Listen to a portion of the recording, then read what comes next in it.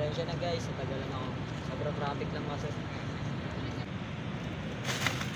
Ano ba itong dala mo? Ay, eksakto na naman. Di ba ito yung dala mo na nakaraan? Grabe ka naman, auntie ko. Napaka-demanding mo naman. Buti nga nagdala eh.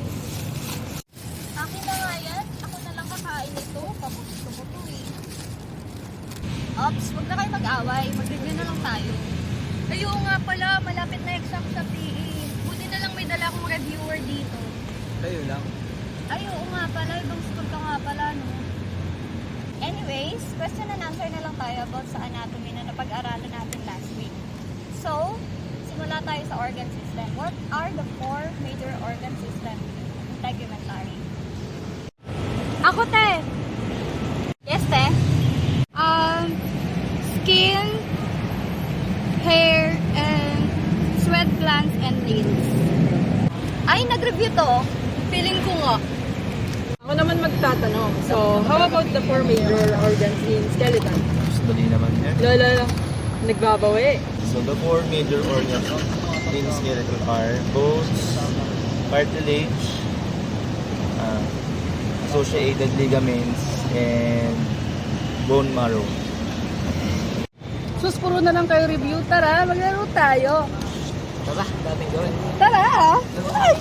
tayo, ngunit sa huli palagi babalik pa rin sa yakap mo hanggang sa huli palagi.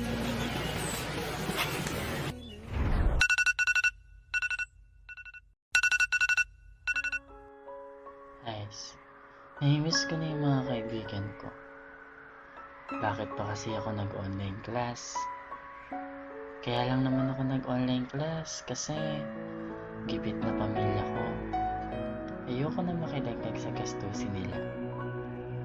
Ang mahal-mahal pa naman ng tuition. Lalo na dun sa gusto kong universidad. Parang nakakapanghina.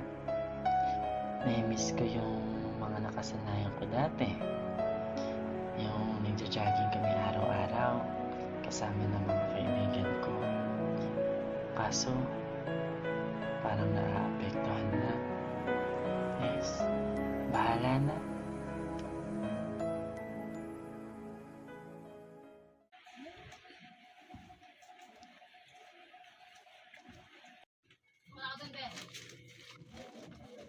Oh, nak, gising ka na pala.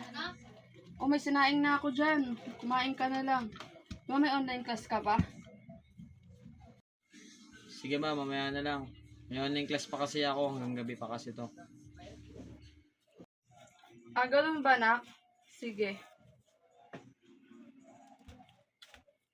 Nak, pasensya ka na ha. Di ka nakapag-aral sa gusto mong university. Okay lang ma. At least, hindi ako naging pabigat sa'yo. Di ka nang pabigat, nak. Yan mo, sa susunod, makakabawi din ang asal mo. Maraming salamat. Ma.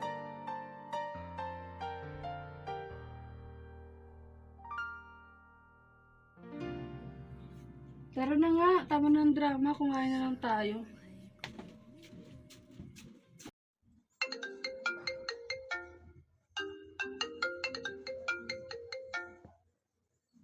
Hoy, Trix! Tara, sama ka sa amin!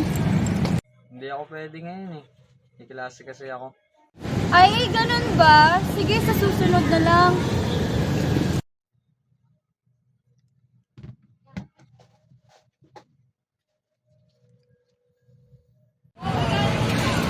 Okay, nagpunta niya siya. Tara, sige! Tara!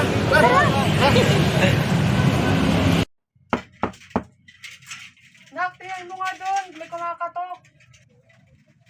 Sige ma, wait.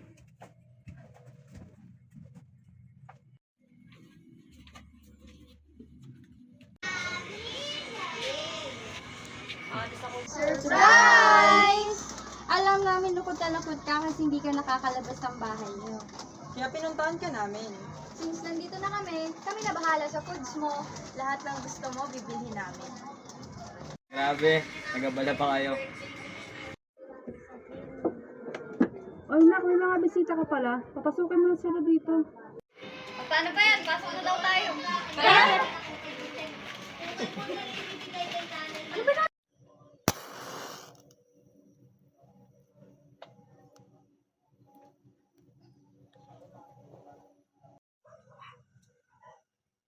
Pasensya na guys.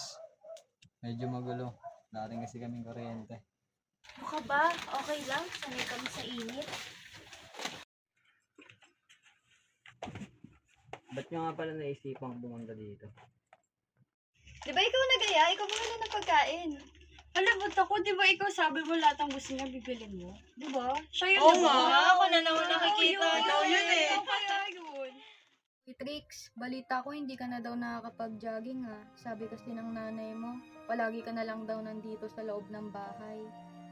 Kasi mula umaga hanggang gabi online class namin. Kaya wala na akong time lumabas. Feeling ko nga, nangihina na ako. Kasi palagi na lang ako nandito sa bahay. Di tulad noon, araw-araw tayo nag-jogging. Eh ngayon, Di balik natin ulit. Di ba doon may isang araw kang walang pasok? Wala mag-jogging tayo. Agree ba kayo guys? Oo, Oo, naman yan. Agree pala kayo eh. Ano Para tara? naman mabuo tayo. Papansin ako sa'yo'y may pagtingin.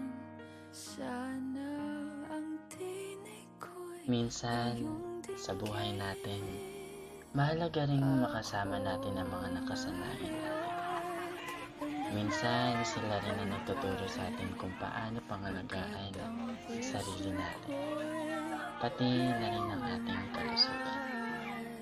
Hindi sila tumitingin sa estado ng buhay dahil nananaig sa kanila ang tunay na pagkakaibigan at pagmamahalan. Sana magtuloy-tuloy na ito at bumalik na ng buo ang ngiting na pag-iwanan ko noon. hindi kita